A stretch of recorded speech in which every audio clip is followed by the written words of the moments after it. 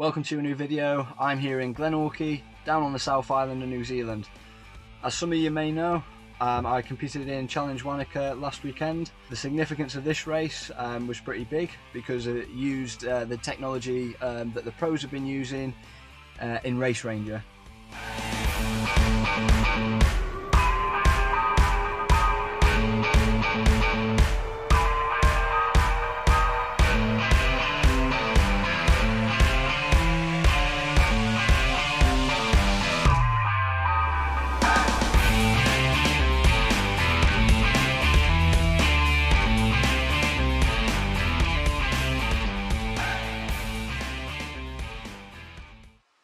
If you're not familiar with Race Ranger, it's a New Zealand based company that's developed a drafting technology that's currently being used in the pro races in triathlon, and the technology aids both competitors and referees within the race to determine whether a competitor is within a draft zone of another competitor.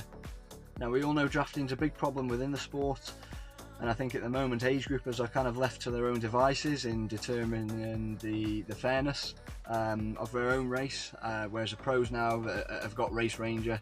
For those that are not familiar with drafting, it's basically sitting in someone else's wheel where you expend less energy than those in front, and therefore having an easier run.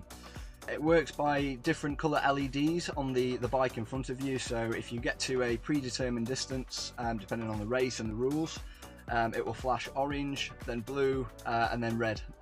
Once it flashes red, that means you're in the drafting zone, and you either have to, in my race, you either have to drop back or you had to pass them. Now, it's a little bit different from the pros. They have to pass. So that was the only difference in this age group race. So it's been used in professional racing, as I've mentioned, over the last couple of years, namely the T100 series, the Ironman Pro series, and also Challenge ROF as well last year, with good success.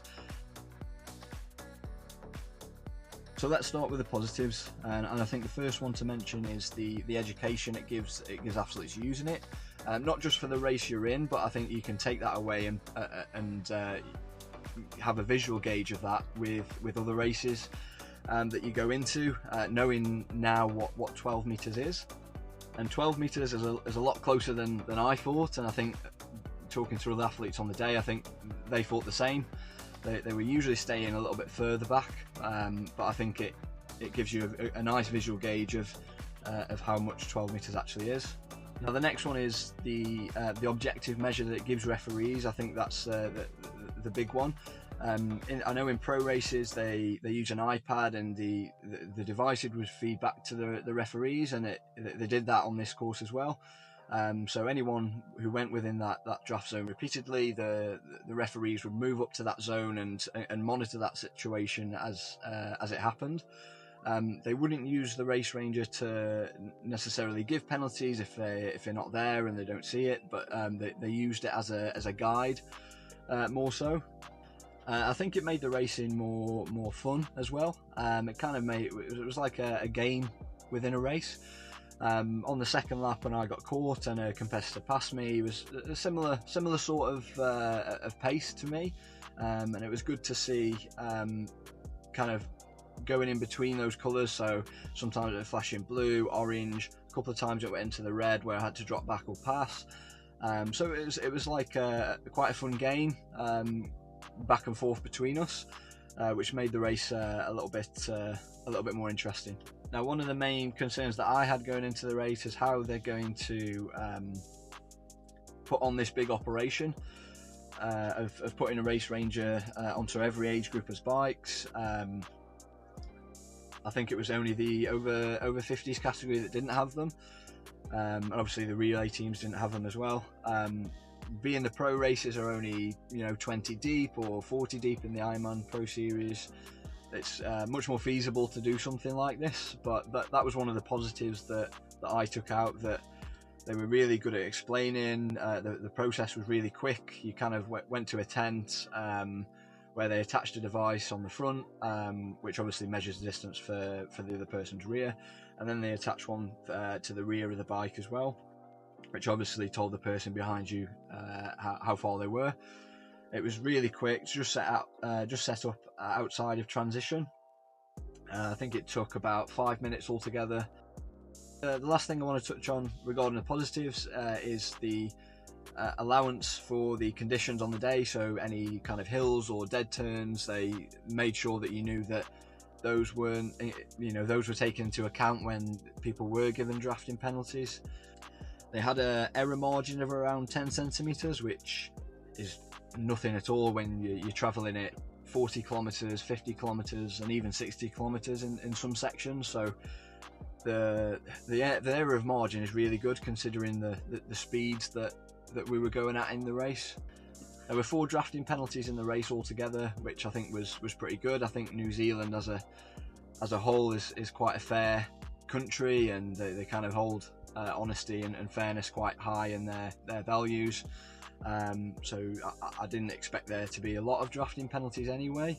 It'd be quite interesting to see when they go into some maybe high drafting races that are quite notorious for that sort of thing, how they use it to give out penalties in that race. Will there be more? Will there be less because of the kind of self accountability that Race Ranger gives? It'd be interesting to see. So I think one of the opportunities that Race Ranger could look at, and one of the negatives that I saw, was about the tracking. Unfortunately, didn't have any tracking from Race Ranger on the day. I did kind of speak to Race Ranger, and they said that it is something that they're going to do going forward, providing things like data and live splits, which I think would make tracking so much better through Ironman and Challenge, because we all know, and if we're spectators and you're asking your partner or your friends to do the tracking on the app, it's a bit of a nightmare. So I think that would be good, especially on the bike section, where spectators don't really see the cyclists. If it's a kind of a loop or an out and back, they don't kind of get engaged with that section of the course. So it hasn't been tested over a wide variety of races. Now, obviously we've got different courses, so we've got looped courses, we've got lapped courses, which Challenge Wanaka was. I personally didn't see a problem with anything, or kind of congestion, or any not tampering, but any glitches with the Race Rangers, depending on how close people were within the laps, and even multiple people. Say if there was 3 or 4 in a line, they'd all flash red at the same time. So it was good to see the clarity that they had there. I think that the main thing surrounding this, especially when there's more on the line, if people are racing at the top end of their age group, how are they going to use it to give penalties? Is it going to be used as a guide, or the referees can't monitor the whole course? So are they going to kind of look at the data and say, okay, he was drafting, he was yo-yoing for quite a while, do we give him a penalty? I think that's still to be decided, but it'd be interesting to see what they take forward. I think it's clear to see that from the points I've mentioned, it was an overall positive experience. I think only the things that I've mentioned negatively are things that are probably going to come. And although it's in the early stages of the age group races, I think that it could really revolutionise the sport within those ranks. I think one of the questions was around, would you pay more on an entry fee for something like this as a technology? I don't think personally I'd pay a lot more. I think if it was a small fee per competitor, that obviously adds up, especially in the age group ranks. I think if it was a really small fee, I personally would pay an extra £5, £10, £15 on the entry fee to have something like that. It was really fun. It made the race fun, and it kept it fair as well. That's all from me, but I think if you've got any questions, please leave a comment down below, and I'll make sure to answer them. Please subscribe, like, and thanks for watching.